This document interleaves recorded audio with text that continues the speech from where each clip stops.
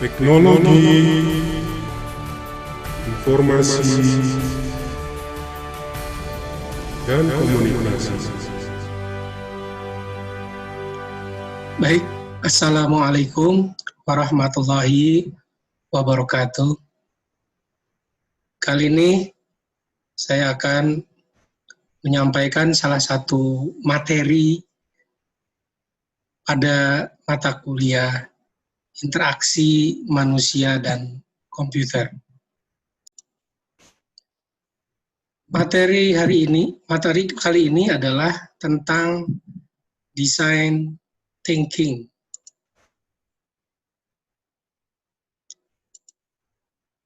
Kali ini saya akan menjelaskan tentang pengertian dan tahapan design thinking, dan ada satu lagi, itu design sprint.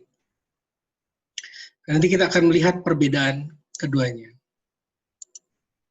Desain itu bukan hanya sekedar membuat sebuah produk atau aplikasi yang akan laku di pasaran, memiliki bentuk yang menarik, mudah digunakan, atau mudah dibuat. Ya. Nah, desain sekarang ini, desain itu mengenai menciptakan sesuatu yang diinginkan dan dibutuhkan oleh pengguna atau orang-orang. Design thinking adalah sebuah proses yang berulang, di mana kita berusaha memahami pengguna,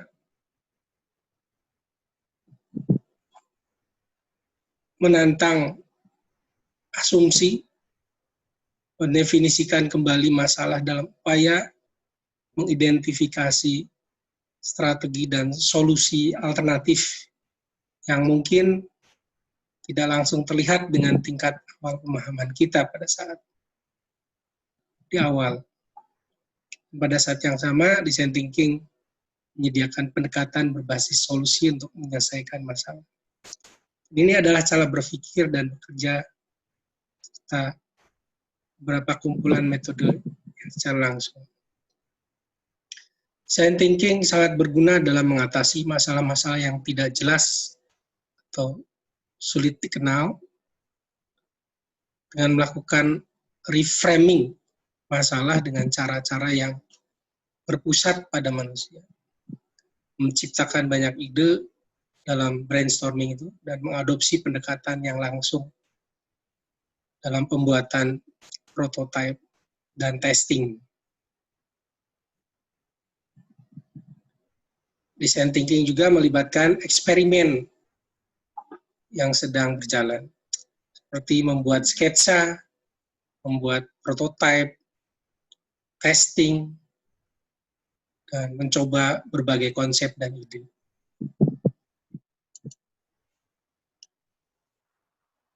Beberapa komponen penting, ya. Yang pertama adalah people center. Nah, ini metode yang ini itu ditekankan pada tindakan kita terhadap apa yang diinginkan dan dibutuhkan user. Yang kedua, highly kreatif. Metode ini digunakan kreativitas sebebas. Kemudian penting lainnya adalah hands-on. Proses desain itu memerlukan percobaan langsung oleh tim desain. Bukan hanya pembuatan teori atau sebuah gambaran di kertas. Yang berikutnya adalah iteratif. Proses desain memerlukan proses dengan tahapan-tahapan yang dilakukan berulang-ulang untuk melakukan improvisasi dan menghasilkan sebuah produk atau aplikasi yang baik. Proses inovasi yang ideal itu berada di titik tengah. Apa itu? Proses dengan metode design thinking akan menghasilkan produk yang tidak hanya dapat dijual atau menggunakan teknologi yang paling canggih. Metode ini menggabungkan kebutuhan user atau pengguna dengan kemampuan teknologi yang sesuai dan tetap membuat sesuatu yang dapat berhasil sebagai sebuah bisnis. Ada 5 tahapan design thinking.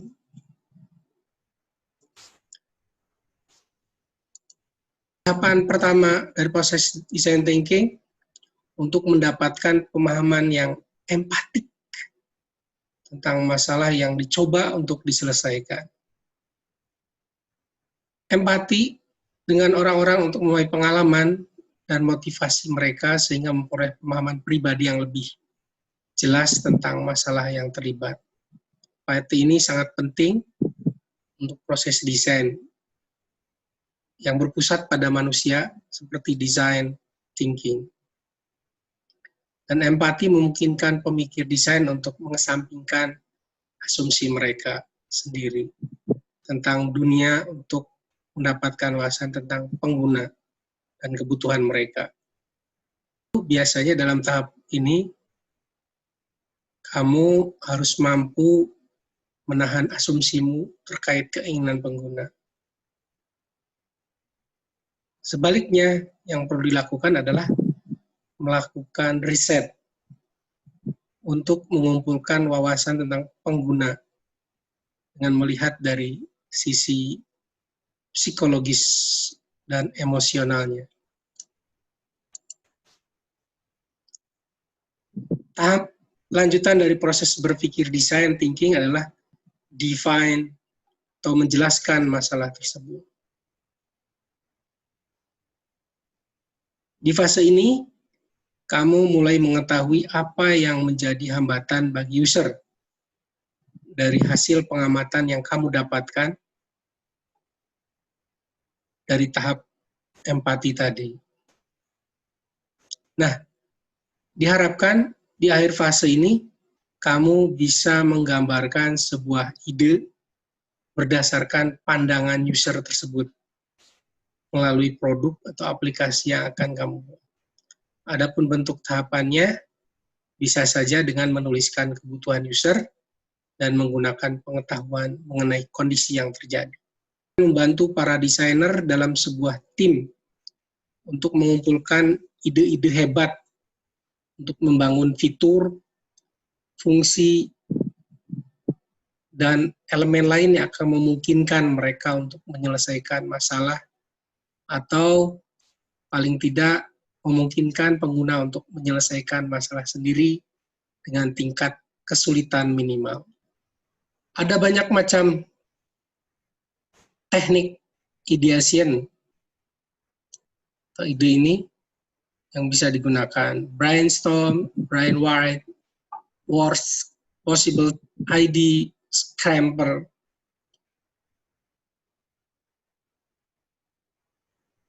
Untuk brainstorm dan worst possible ID biasanya digunakan untuk merangsang pemikiran bebas dan untuk memperluas ruang masalah.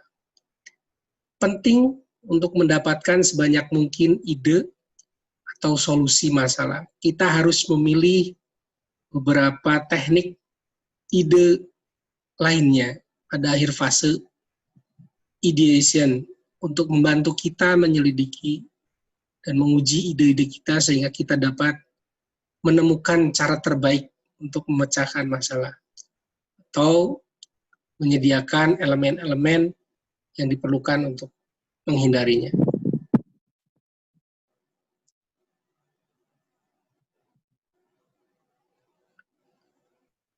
Langkah selanjutnya adalah prototype. Nah, langkah ini menjadi sesuatu yang penting karena kamu akan mencoba mengubah ide yang didapatkan dari tim tadi menjadi tiruan produk nyata atau produk uji coba. Pada tahapan prototype, tim akan fokus pada kendala dan kekurangan prototype tersebut.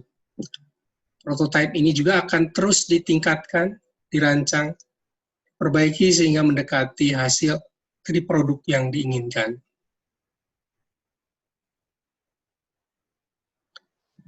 Pada akhir tahap ini, tim desain akan memiliki gagasan yang lebih baik tentang kendala yang melekat pada produk dan masalah yang ada, dan memiliki pandangan yang lebih jelas tentang bagaimana pengguna yang sebenarnya akan berperilaku, berpikir, dan rasakan ketika berinteraksi dengan bagian akhir produk.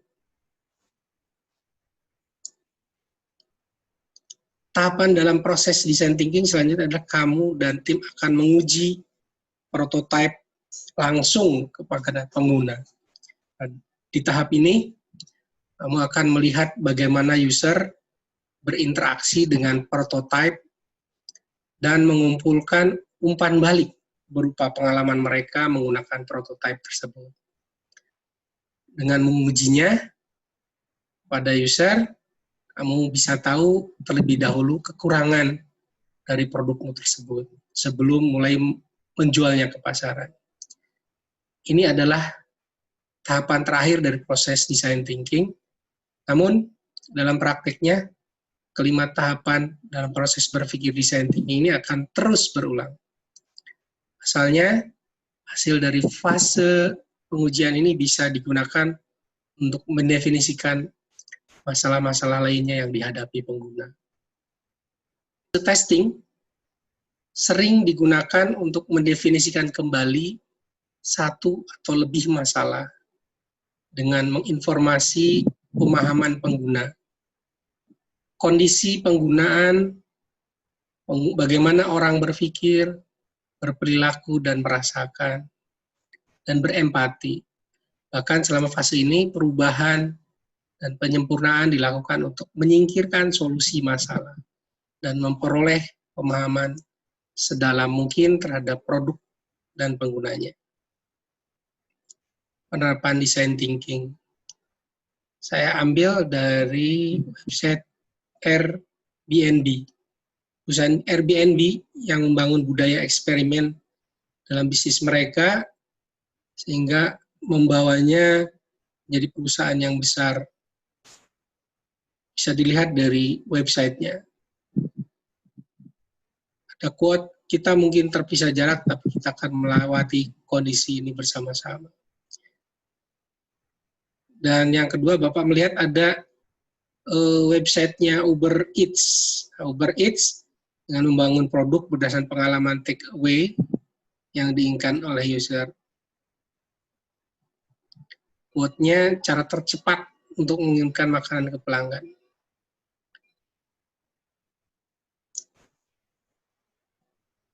Kita berpikir design thinking nyatanya tidak hanya memudahkan dalam bekerja, tapi juga memberikan banyak manfaat bagi industri bisnis, seperti menghemat biaya dan return of investment yang luar biasa. Menciptakan berbagai inovasi, menciptakan retensi dan loyalitas pelanggan, mampu mengurangi waktu desain dan pengembangan, dan bisa diterapkan di seluruh perusahaan. Berikutnya adalah desain sprint. Oke, bagaimana cara membedakan design thinking dan design sprint? Barangkali ada yang sudah mendengar selain design thinking, yaitu design sprint. Design thinking maupun design sprint ini semenjak industri startup di Indonesia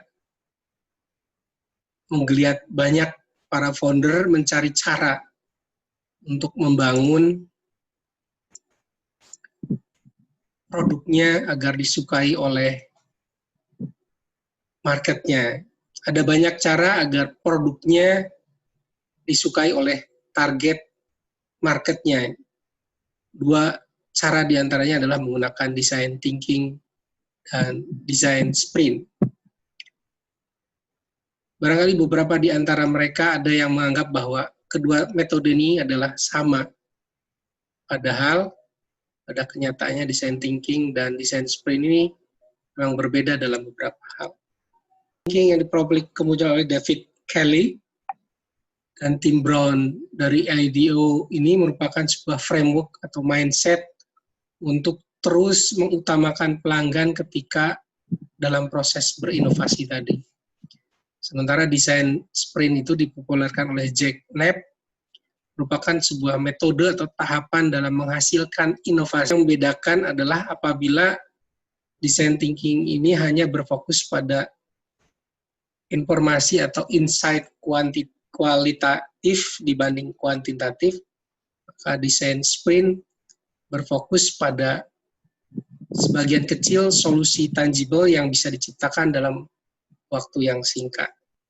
Untuk memahami serta menghindari kesalahpahaman tentang design thinking dan design sprint, maka kita perlu mengetahui perbedaan antara design thinking dan design sprint seperti ini. Perbedaan design thinking dan design sprint adalah kekuatan utama yang dihadirkan.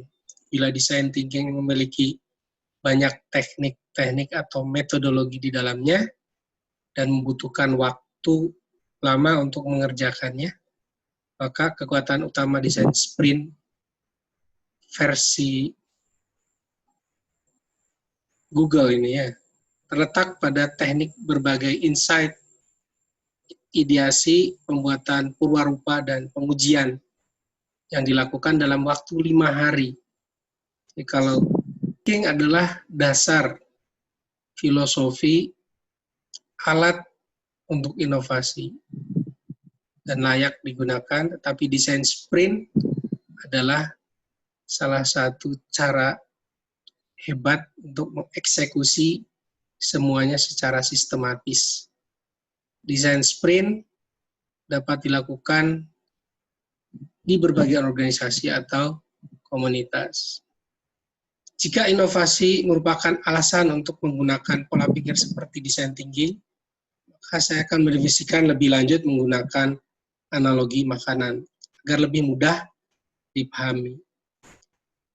Jadi design thinking merupakan sebuah kelas masak. Di situ kamu akan belajar mengenai filosofi belajar memasak.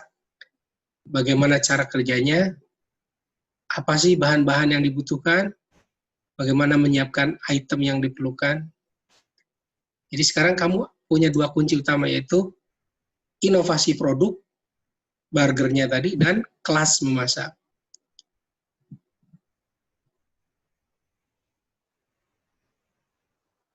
Desain sprint dalam analogi makanan merupakan sebuah resep.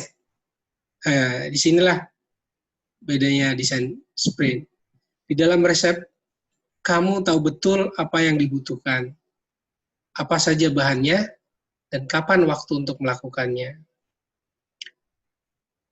Mengikuti kelas masak merupakan hal yang keren, tapi tanpa resep, kamu akan menghabiskan waktu hanya untuk mencari bagaimana membuat burger dengan cita rasa yang unik.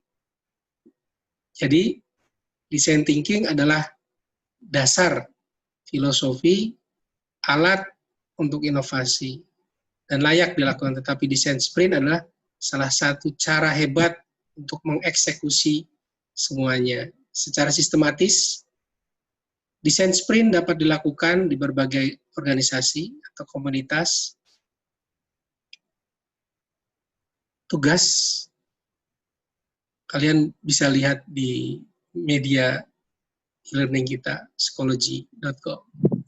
Baik, itulah materi hari ini. Terima kasih. Assalamualaikum warahmatullahi wabarakatuh.